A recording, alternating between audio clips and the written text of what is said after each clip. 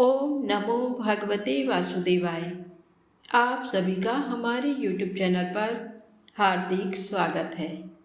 आज बृहस्पतिवार के दिन आइए सुने बृहस्पतिवार व्रत की पौराणिक कथा, विष्णु चालीसा पाठ और आरती। बृहस्पतिवार के दिन भगवान बृहस्पति की पूजा के अनेक महत्व बताए गए हैं। इस दिन जो व्यक्ति भगवान बृहस्पति की व्रत कथा पढ़ता या सुनता है उसे सभी प्रकार के सुख प्राप्त होते हैं। इस कथा को सुनने या पढ़ने मात्र से धन और यश बढ़ता है, विद्या और पुत्र की प्राप्ति होती है, सभी रुके हुए कार्य सफल होते हैं। तो प्रेम से बोले बृहस्पति भगवान की जय हो। प्राचीन समय की बात है। भारत में एक राजा राज करता था। वह बड़ा प्रतापी तथा दानी था। वह नित्य प्रति मंदिर में भगवत दर्शन करने जाता था। वह ब्राह्मण और गुरु की सेवा किया करता था। उसके द्वार कोई भी याचक निराश होकर नहीं लौटता था। वह प्रत्येक गुरुवार को व्रत रखता एवं पूजन करता था, गरीबों की सहायता करता था। परंतु ये सब बातें उसकी रानी को अच्छी नहीं लगती थी। वह न व्रत करती और न किसी को एक भी पैसा दान में देती थी। वह राजा से भी ऐसा करने को मना किया करती थी। एक समय की बात है, राजा शिकार खेलने वन को चले गए। घर पर रानी और दासी थी। उस समय गुरु बृहस्पति साधु का रूप धारण कर राजा के दरवाजे पर भिक्षा मांगने आए। साधु ने रानी से भिक्षा मांगी तो वह कहने लगी, हे साधु महाराज, मैं इस दान और पुण्य से तंग आ गई हूँ। इस कार्य के लिए तो मेरे पतिदेव ही बहुत हैं। अब आप ऐसी कृपा करें कि सारा धन नष्ट हो जाए तथा मैं आराम से रह सकूं। साधु रूपी बृहस्पति देव ने कहा, हे देवी, तुम बड़ी विचित्र हो। संतान और धन से कोई दुखी नहीं होता, इसको सभी चाहते हैं। पापी भी पुत्र और धन की इच्छा करता है। अगर तुम्हारे पास धन अधिक है तो भूखे मनुष्यों को भोजन कराओ, प्याऊ लगवाओ, ब्राह्मणों को दान दो, धर्मशालाएं बनवाओ, कुआं, तालाब, बावड़ी, बाग बगीचे आदि का निर्माण कराओ तथा निर्धनों की कुंवारी कन्याओं का विवाह कराओ, साथ ही यज्ञ आदि करो। इस प्रकार के कर्मों से आपके कुल का और आपका नाम परलोक में भी सार्थक होगा एवं तुम्हें भी स्वर्ग की प्राप्ति होगी। परंतु रानी साधु की इन बातों से खुश नहीं हुई। उसने कहा, हे साधु महाराज, मुझे ऐसे धन की आवश्यकता नहीं जिसको मैं अन्य लोगों को दान देती फिरूं तथा जिसको रखने और संभालने में ही मेरा सारा समय नष्ट हो जाए। साधु ने कहा, हे देवी, यदि तुम्हारी ऐसी ही इच्छा है तो जैसा मैं तुम्हें बताता हूँ तुम वैसा ही करना। बृहस्पतिवार के दिन घर आंगन को गोबर से लीपना, अपने केसों को पीली मिट्टी से धोना, केसों को धोते समय स्नान करना, राजा से कहना वह हजामत करवाए, भोजन में मांस मदिरा खाना, कपड़े धोबी के हाथ धुलने देना। इस प्रकार 7 बृहस्पतिवार करने से तुम्हारा सारा धन नष्ट हो जाएगा। ये कहकर साधु महाराज रूपी बृहस्पति देव अंतर ध्यान हो गए। रानी ने साधु के कहने के अनुसार 7 बृहस्पतिवार तक वैसा ही करने का विचार किया। साधु के बताए अनुसार कार्य करते हुए केवल 3 बृहस्पतिवार ही बीते थे कि उसकी समस्त धन संपत्ति नष्ट हो गई। भोजन के लिए दोनों समय परिवार तरसने लगा तथा सांसारिक भोगों से दुखी रहने लगा। तब राजा रानी से कहने लगा कि हे रानी, तुम यहाँ पर रहो, मैं दूसरे देश को जाता हूँ, क्योंकि यहाँ पर मुझे सभी मनुष्य जानते हैं, इसलिए मैं यहाँ पर कोई काम नहीं कर सकता। मैं अब परदेश जा रहा हूँ, वहाँ कोई काम धंधा करूँगा, शायद हमारे भाग्य बदल जाएं। ऐसा कहकर राजा परदेश चला गया। वह वहाँ जंगल से लकड़ी काट कर लाता और शहर में बेचता। इस तरह जीवन व्यतीत करने लगा। इधर राजा के बिना रानी और दासी दुखी रहने लगी। किसी दिन भोजन मिलता और किसी दिन जल पीकर ही रह जाती। एक बार जब रानी और दासी को 7 दिन तक बिना भोजन के रहना पड़ा तो रानी ने अपनी दासी से कहा, हे दासी, पास ही के नगर में मेरी बहन रहती है, वह बड़ी धनवान है, तू उसके पास जा और कुछ ले आ ताकि थोड़ी बहुत गुजर बसर हो जाए। दासी रानी की बहन के पास गई। उस दिन गुरुवार था और रानी की बहन उस समय बृहस्पतिवार व्रत की कथा सुन रही थी। दासी ने रानी की बहन को अपनी रानी का संदेश दिया, लेकिन रानी की बड़ी बहन ने कोई उत्तर नहीं दिया। जब दासी को रानी की बहन से कोई उत्तर नहीं मिला तो वह बहुत दुखी हुई और उसे क्रोध भी आया। दासी ने वापस आकर रानी को सारी बात बता दी। सुनकर रानी ने अपने भाग्य को कोसा। उधर रानी की बहन ने सोचा कि मेरी बहन की दासी आई थी, परंतु मैं उससे नहीं बोली, इससे वह बहुत दुखी हुई होगी। कथा सुनकर और पूजन समाप्त करके वह अपनी बहन के घर आई और कहने लगी, हे बहन, मैं बृहस्पतिवार का व्रत कर रही थी, तुम्हारी दासी मेरे घर आई थी, परंतु जब तक कथा होती है तब तक न तो उठते हैं और ना ही बोलते हैं, इसलिए मैं नहीं बोली। कहो दासी क्यों गई थी? रानी बोली, बहन, तुमसे क्या छिपाऊं? हमारे घर में खाने तक को अनाज नहीं था। ऐसा कहते कहते रानी की आंखें भर आईं। उसने दासी समेत पिछले 7 दिनों से भूखे रहने तक की बात अपनी बहन को विस्तार पूर्वक सुना दी। रानी की बहन बोली, देखो बहन, भगवान बृहस्पति देव सबकी मनोकामना को पूर्ण करते हैं। देखो, शायद तुम्हारे घर में अनाज रखा हो। पहले तो रानी को विश्वास नहीं हुआ, पर बहन के आग्रह करने पर उसने अपनी दासी को अंदर भेजा तो उसे सचमुच अनाज से भरा एक घड़ा मिल गया। ये देखकर दासी को बड़ी हैरानी हुई। दासी रानी से कहने लगी, हे रानी, जब हमको भोजन नहीं मिलता तो हम व्रत ही तो करते हैं, इसलिए क्यों न इनसे व्रत और कथा की विधि पूछ ली जाए ताकि हम भी व्रत कर सकें। तब रानी ने अपनी बहन से बृहस्पतिवार व्रत के बारे में पूछा। उसकी बहन ने बताया, बृहस्पतिवार के व्रत में चने की दाल और मुनक्का से विष्णु भगवान का केले की जड़ में पूजन करें तथा दीपक जलाएं, व्रत कथा सुने और पीला भोजन ही करें। इससे बृहस्पति देव प्रसन्न होते हैं। व्रत और पूजन विधि बताकर रानी की बहन अपने घर को लौट गई। 7 दिन के बाद जब गुरुवार आया तो रानी और दासी ने व्रत रखा। गुड़साल में जाकर चना और गुड़ लेकर आई, फिर उससे केले की जड़ तथा विष्णु भगवान का पूजन किया। अब पीला भोजन कहाँ से आए, इस बात को लेकर दोनों बहुत दुखी थे। चूँकि उन्होंने व्रत रखा था, इसलिए बृहस्पति देव उनसे प्रसन्न थे। इसलिए वे एक साधारण व्यक्ति का रूप धारण कर 2 थालों में सुंदर पीला भोजन दासी को दे गए। भोजन पाकर दासी प्रसन्न हुई और फिर रानी के साथ मिलकर भोजन ग्रहण किया। उसके बाद वे सभी गुरुवार को व्रत और पूजन करने लगी। बृहस्पति भगवान की कृपा से उनके पास फिर से धन संपत्ति आ गई, परंतु रानी फिर से पहले की तरह आलस्य करने लगी। तब दासी बोली, देखो रानी, तुम पहले भी इस प्रकार आलस्य करती थी। तुम्हें धन रखने में कष्ट होता था, इस कारण सभी धन नष्ट हो गया, और अब जब भगवान बृहस्पति की कृपा से धन मिला है तो तुम्हें फिर से आलस्य होता है।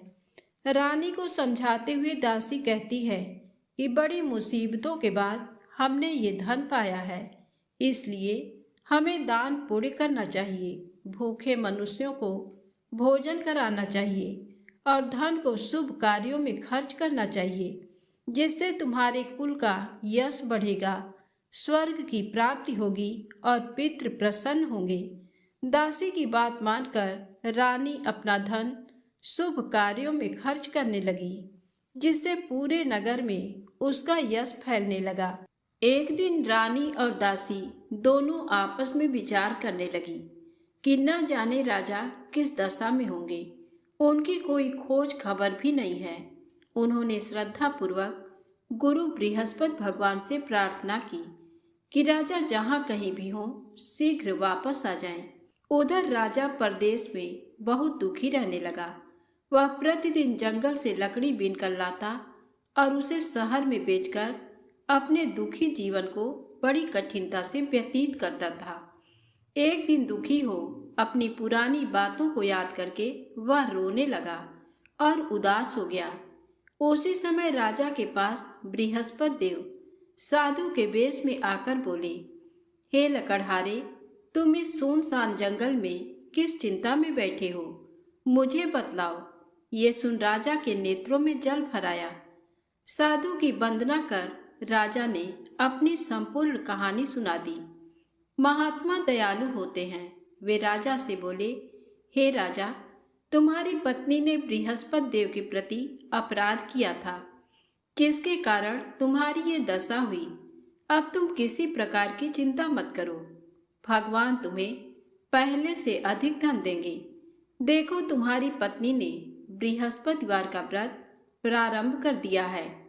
अब तुम भी बृहस्पतिवार का व्रत करके चने की दाल व गुड़ जल के लोटे में डालकर केले का पूजन करो, फिर कथा कहो या सुनो।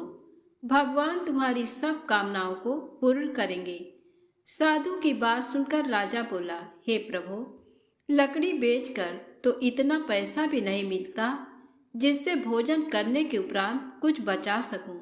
मैंने रात्र में अपनी रानी को व्याकुल देखा है। मेरे पास कोई साधन नहीं जिससे इसका समाचार जान सकूं। फिर मैं बृहस्पति देव की क्या कहानी कहूँ, ये भी मुझको मालूम नहीं है। साधु ने कहा, हे राजा, मन में बृहस्पति भगवान के पूजन व्रत का निश्चित करो। वे स्वयं तुम्हारे लिए कोई राह बना देंगे। बृहस्पतिवार के दिन तुम रोजाना की तरह लकड़ियां लेकर शहर में जाना।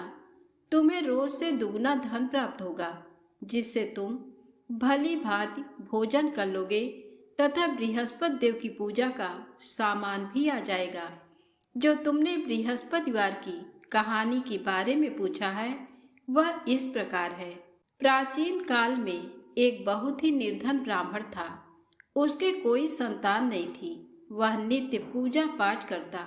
उसकी स्त्री न स्नान करती और न किसी देवता का पूजन करती। इस कारण ब्राह्मण देवता बहुत दुखी रहते थे। भगवान की कृपा से ब्राह्मण के यहाँ एक कन्या उत्पन्न हुई। कन्या बड़ी होने लगी। प्रातः स्नान करके वह भगवान विष्णु का जप करती। बृहस्पतिवार का व्रत भी करने लगी। पूजा पाठ समाप्त कर पाठशाला जाती तो अपनी मुट्ठी में जौ भरकर ले जाती और पाठशाला जाने के मार्ग में डालती जाती।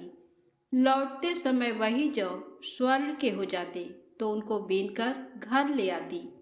एक दिन वह बालिका सूप में उन सोने के जौ को फटककर साफ कर रही थी कि तभी उसकी माँ ने देख लिया और कहा, हे बेटी, सोने के जौ को फटकने के लिए सोने का सूप भी तो होना चाहिए। दूसरे दिन गुरुवार था। कन्या ने व्रत रखा और बृहस्पति देव से सोने का सूप देने की प्रार्थना की। बृहस्पति देव ने उसकी प्रार्थना स्वीकार कर ली। रोजाना की तरह वह कन्या जौ फैलाती हुई पाठशाला चली गई।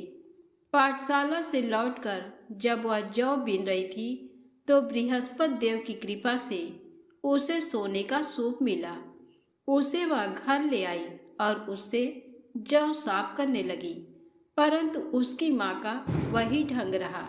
एक दिन की बात है। कन्या सोने के सूप में जब जौ साफ कर रही थी उस समय उस नगर का राजकुमार वहां से निकला। कन्या के रूप को देखकर वह उस पर मोहित हो गया।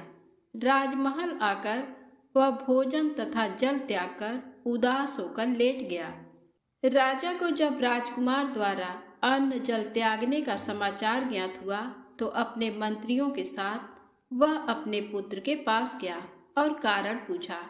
राजकुमार ने राजा को उस लड़की के घर का पता भी बता दिया। मंत्री उस लड़की के घर गया। मंत्री ने ब्राह्मण के समक्ष राजा की ओर से निवेदन किया। कुछ ही दिन बाद ब्राह्मण की कन्या का विवाह राजकुमार के साथ संपन्न हो गया। कन्या के घर से जाते ही ब्राह्मण के घर में पहले की भांति गरीबी का निवास हो गया। एक दिन दुखी होकर ब्राह्मण अपनी पुत्री से मिलने गए। बेटी ने पिता की अवस्था को देखा और अपनी माँ का समाचार पूछा। ब्राह्मण ने सभी हाल कह सुनाया। कन्या ने बहुत सा धन देकर अपने पिता को विदा कर दिया, लेकिन कुछ दिन बाद फिर वही हाल हो गया।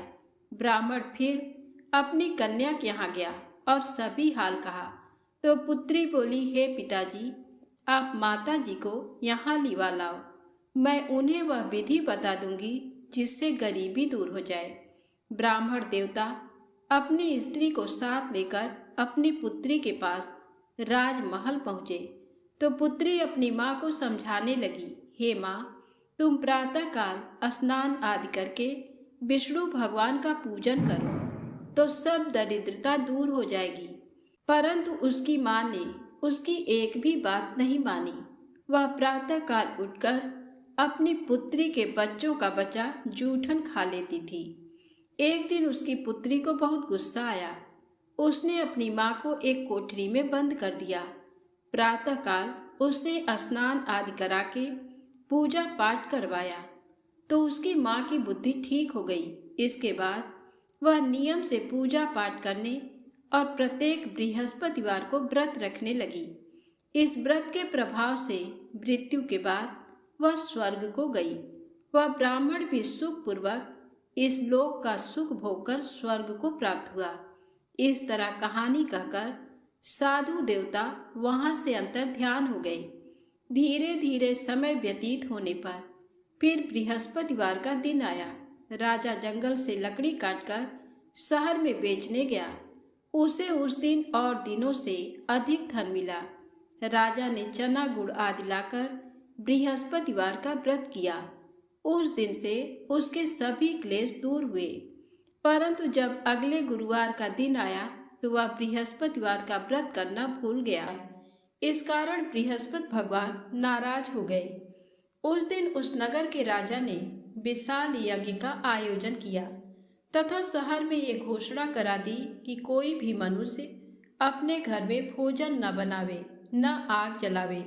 समस्त जनता मेरे यहाँ भोजन करने आवे। इस आज्ञा को जो न मानेगा उसे फांसी की सजा दी जाएगी। इस तरह की घोषणा संपूर्ण नगर में करवा दी गई। राजा की आज्ञा अनुसार शहर के सभी लोग भोजन करने गए, लेकिन लकड़हारा कुछ देर से पहुंचा। इसलिए राजा उसको अपने साथ घर लिवा गए और ले जाकर भोजन करा रहे थे तो रानी की दृष्टि उस खूंटी पर पड़ी जिस पर उसका हार लटका हुआ था। वह वहां पर दिखाई नहीं दिया। रानी ने निश्चय किया कि मेरा हार इस मनुष्य ने चुरा लिया है। उसी समय सिपाहियों को बुलाकर उसको कारागार में डलवा दिया। जब लकड़हारा कारागार में पड़ गया और बहुत दुखी होकर विचार करने लगा कि न जाने कौन से पूर्व जन्म के कर्म से मुझे ये दुख प्राप्त हुआ, और उसी साधु को याद करने लगा जो कि जंगल में मिला था। उसी समय तत्काल बृहस्पति देव साधु के रूप में प्रकट हुए और उसकी दशा को देखकर कहने लगे, अरे मूर्ख, तूने बृहस्पति देव की कथा नहीं करी, इस कारण तुझे दुख प्राप्त हुआ है। अब चिंता मत कर। बृहस्पतिवार के दिन कारागार के दरवाजे पर 4 पैसे पड़े मिलेंगे। उनसे तू बृहस्पति देव की पूजा करना, तेरे सभी कष्ट दूर हो जाएंगे। बृहस्पति के दिन उसे 4 पैसे मिले। लकड़हारे ने कथा कही। उसी रात्रि को बृहस्पति देव ने उस नगर के राजा को स्वप्न में कहा, हे राजा, तुमने जिस आदमी को कारागार में बंद कर दिया है वह निर्दोष है। वह राजा है, उसे छोड़ देना। रानी का हार उसी खूंटी पर लटका है। अगर तू ऐसा नहीं करेगा तो मैं तेरे राज्य को नष्ट कर लूँगा। इस तरह रात्रि के स्वप्न को देखकर राजा प्रातः काल उठा और खूंटी पर हार देकर लकड़हारे को बुलाकर क्षमा मांगी तथा लकड़हारे को योग्य सुंदर वस्त्र आभूषण देकर विदा कर दिया। बृहस्पति देव की आज्ञा अनुसार लकड़हारा अपने नगर को चल दिया। राजा जब अपने नगर के निकट पहुंचा तो उसे बड़ा आश्चर्य हुआ। नगर में पहले से अधिक बाग, तालाब, कुएं तथा बहुत सी धर्मशाला, मंदिर आदि बन गए हैं। राजा ने पूछा, ये किसका बाग और धर्मशाला है? तब नगर के सब लोग कहने लगे, ये सब रानी और बांदी के हैं। तो राजा को आश्चर्य हुआ और गुस्सा भी आया। जब रानी ने ये खबर सुनी कि राजा आ रहे हैं तो उन्होंने बांदी से कहा कि हे दासी, देख राजा हमको कितनी बुरी हालत में छोड़ गए थे। हमारी ऐसी हालत देखकर वह लौट न जाएं, इसलिए तू दरवाजे पर खड़ी हो जा। आज्ञा अनुसार दासी दरवाजे पर खड़ी हो गई। राजा आए तो उन्हें अपने साथ लिवा लाई। तब राजा ने क्रोध करके अपनी रानी से पूछा कि ये धन तुम्हें कैसे प्राप्त हुआ है? तब उन्होंने कहा, हमें ये सब धन बृहस्पति देव के इस व्रत के प्रभाव से प्राप्त हुआ है। राजा ने निश्चय किया कि 7 रोज बाद तो सभी बृहस्पति देव का पूजन करते हैं, परंतु मैं प्रतिदिन दिन में 3 बार कहानी तथा रोज व्रत किया करूँगा। अब हर समय राजा के दुपट्टे में चने की दाल बंधी रहती तथा दिन में 3 बार कहानी कहता।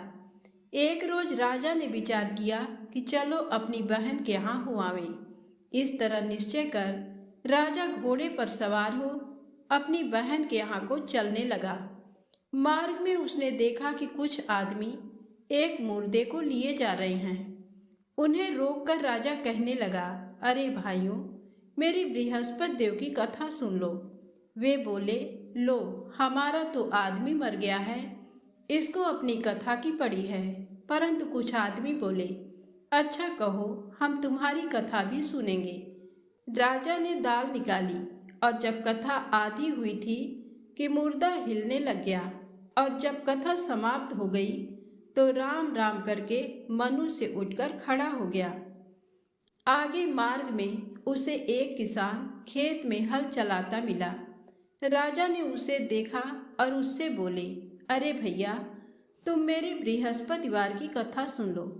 किसान बोला, जब तक मैं तेरी कथा सुनूंगा तब तक 4 हरैया जोत लूंगा। जाए अपनी कथा किसी और को सुनाना।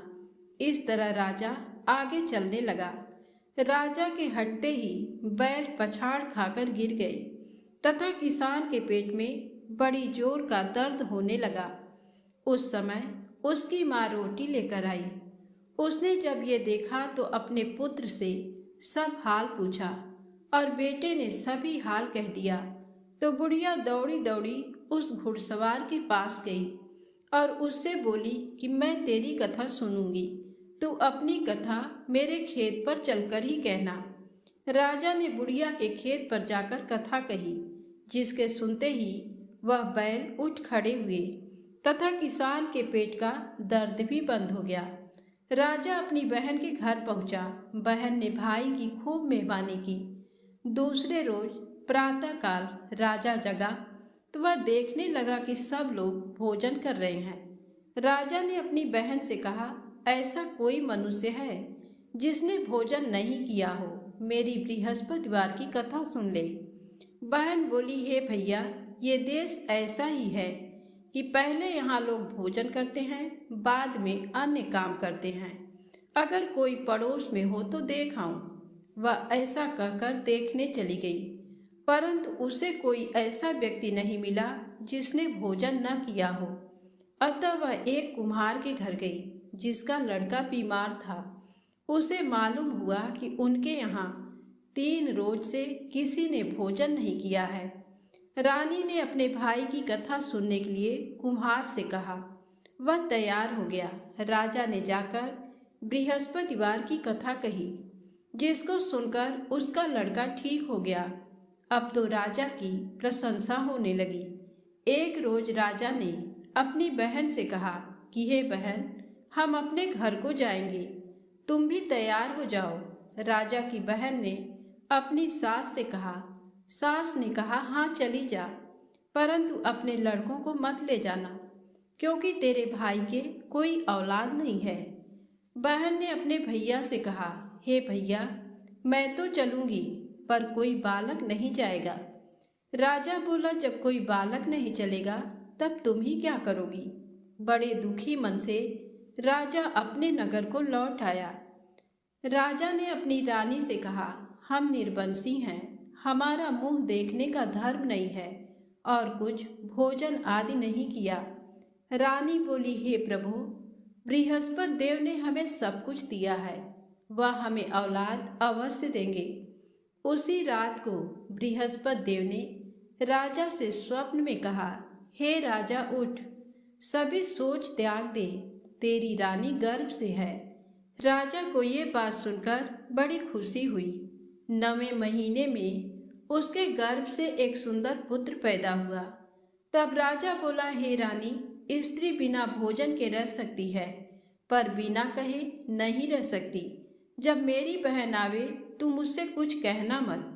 रानी ने सुनकर हाँ कर दिया। जब राजा की बहन ने ये शुभ समाचार सुना तो वह बहुत खुश हुई तथा बधाई लेकर अपने भाई के यहाँ आई। तभी रानी ने कहा, घोड़ा चढ़कर तो नहीं आई, गधा चढ़ी आई। राजा की बहन बोली, भाभी, मैं इस प्रकार न कहती तो तुम्हें औलाद कैसे मिलती। बृहस्पति देव ऐसे ही हैं, जैसी जिसके मन में कामनाएं हैं सभी को पूर्ण करते हैं। जो सद्भावना पूर्वक बृहस्पतिवार का व्रत करता है एवं कथा पढ़ता है अथवा सुनता है, दूसरों को सुनाता है, बृहस्पति देव उसकी सभी मनोकामना पूर्ण करते हैं। प्रेम से बोलें, बृहस्पति भगवान की जय हो। अब आइए सुने विष्णु चालीसा पाठ। विष्णु सुनिए विनय, सेवक की चितलाय, कीरत कुछ वर्णन करूं, दीजय ज्ञान बताए। नमो विष्णु भगवान खरारी, कष्ट न सावन अखिल बिहारी।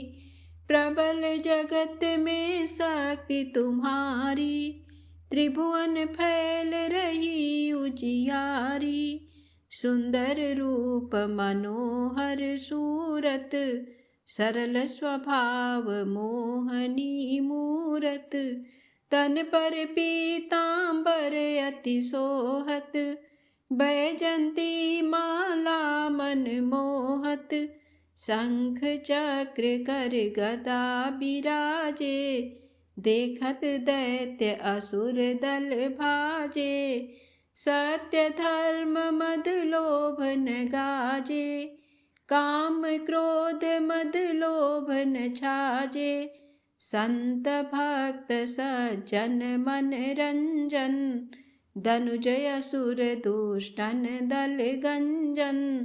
सुख उपजाय कष्ट सब भंजन, दोष मिटाय करत जन सज्जन। पाप काट भव सिंधु उतारण, कष्ट नाश कर भक्त उबारण। करत अनेक रूप प्रभु धारण, केवल आप भक्ति के कारण। धरणी धेनु बन तुम ही पुकारा, तब तुम रूप राम का धारा। भार उतार असुर दल मारा, रावण आदिक को संहारा। आप वराह रूप बनाया, हिरण्याक्ष को मार गिराया। धर्मत्स्य तन सिंधु बनाया, 14 रत्नन को निकलाया। अमिलख असुरन द्वंद मचाया, रूप मोहनी आप दिखाया। देवन को अमृत पान कराया, असुरन को छवि से बहलाया। कूर्मरूप धर सिंधु मझाया, मंदराचल गिरि तुरत उठाया। शंकर का तुम फंद छुड़ाया, भस्मासुर को रूप दिखाया। वेदन को जब असुर डुबाया, कर प्रबंध उन्हें ढूढ़वाया। मोहित बन कर खलहि नचाया, उस ही कर से भस्म कराया। असुर जलंधर अति बलदाई, शंकर से उनकी न लड़ाई। हार पार शिव सकल बनाई, कीन सती से छल खल जाई। सुमिरन कीन तुम्हें शिवरानी, बतलाई सब विपत कहानी। तब तुम बने मुनीश्वर ज्ञानी, वृंदा की सब सुरति भुलानी। देखत तीन धनुज शैतानी, वृंदा आय तुम्हें लपटानी। हो इस पर धर्म क्षति मानी, हना असुर उर शिव शैतानी। तुमने ध्रुव प्रहलाद उबारे, हिरणाकुश आदिक खल मारे। गणिका और अजामिल तारे, बहुत भक्त भव सिंधु उतारे। हरहु सकल संताप हमारे, कृपा करहु हरि सिर जनहारे। देखहु मैं निज दरस तुम्हारे, दीन बंधु भक्तन हितकारे। चाहत आप का सेवक दर्शन, करहु दया अपनी मधुसूदन। जानू नहीं योग्य जप पूजन, होय यज्ञ ये स्तुति अनुमोदन। शील दया संतोष सुलक्षण, विदित नहीं व्रत बोध विलक्षण। करहूँ आपका किस विधि पूजन, कुमति बिलोक होत दुख भीषण। करहूँ प्रणाम कौन विधि सुमिरन, कौन भांति मैं करहूँ समर्पण। सुर मुनि करत सदा सेवकाई, हर्षित रहत परम गति पाई। दीन दुखिन पर सदा सहाई, निज जन जान लेओ अपनाई। पाप दोष संताप नसाओ, भव बंधन से मुक्त कराओ। सुत संपत्ति दे सुख उपजाओ, निज चरणन का दास बनाओ। भक्त सदा ये विनय सुनावे, पढ़े सुने जो जन सुख पावे। प्रेम से बोले विष्णु भगवान की जय हो। अब आइए सुने बृहस्पति देव की आरती। ओम जय बृहस्पति देवा, ओम जय बृहस्पति देवा।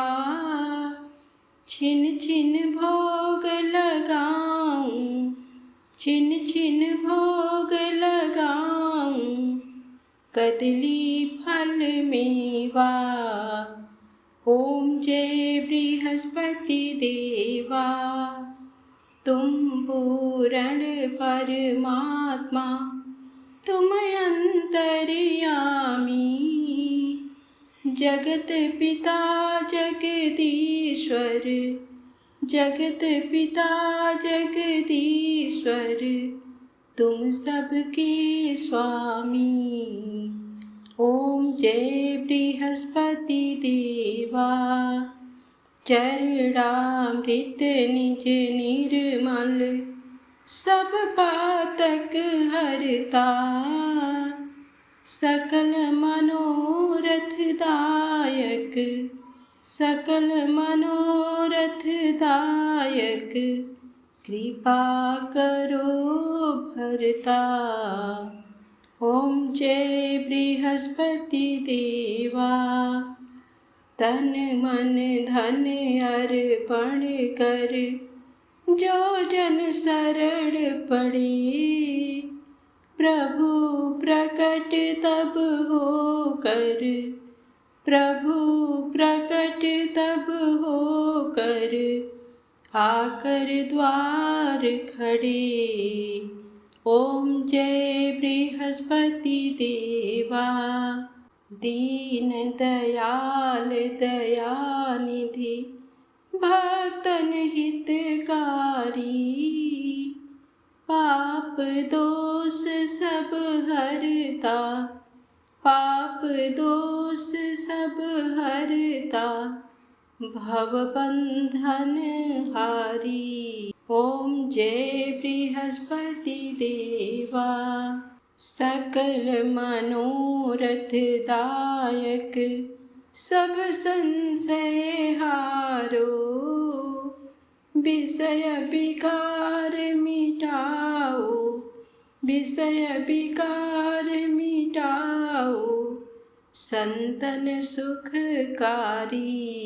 ओम जय बृहस्पति देवा, श्री बृहस्पति जी की आरती प्रेम से जो गावे।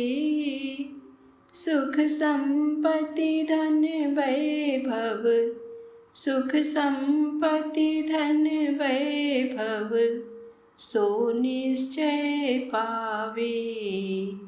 ओम जय बृहस्पति देवा। प्रेम से बोले विष्णु भगवान की जय, बृहस्पति देव भगवान की जय।